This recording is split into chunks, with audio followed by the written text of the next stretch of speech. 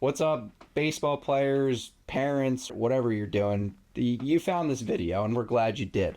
Today, we're going to be going over the complete guide to throwing plyos if you're in college. College guys tend to be a little bit smarter.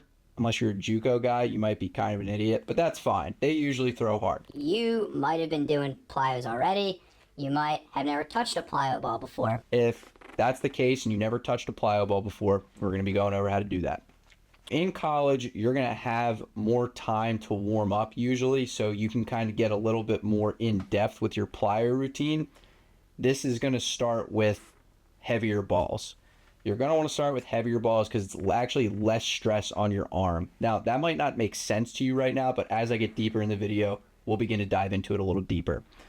When you're doing heavier balls to start off, you're going to be doing things like reverse throws, pivot picks, tempo throws, stuff like that. Just stuff to get warmed up. Get your arm used to throwing an object heavier than a baseball.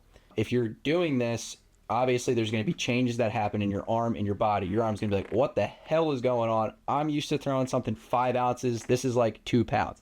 That's fine. That's why we want to crawl before we walk, before we run. If we're going into running, this is where we're going to start training for Velo. So you've been doing the heavy stuff for a couple weeks. You've been building up. You've been building your arm strength. Your arm's starting to get used to throwing a heavier object. This is when we're going to start doing Velo training. And this is where the fun starts. This is what we want to do. We want to throw hard. No one wants to throw reverse throws every single day. Well, it's not stupid. It's just not fun. We're going to throw our lighter plyos now. And we're going to want to do some drills.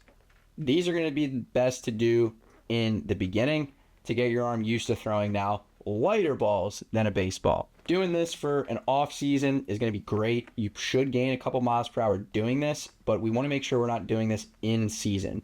Now, there is a caveat to this. You can do this in season, but only on your high intensity days. So if you have, say, like a max bullpen or a max long toss that day, you can go ahead and rip some higher intensity throws into the wall before you go into this actual throwing. Guys, I hope you got something out of that. Leave a like if you enjoyed this video. Join us for the next one, and we'll see you next time.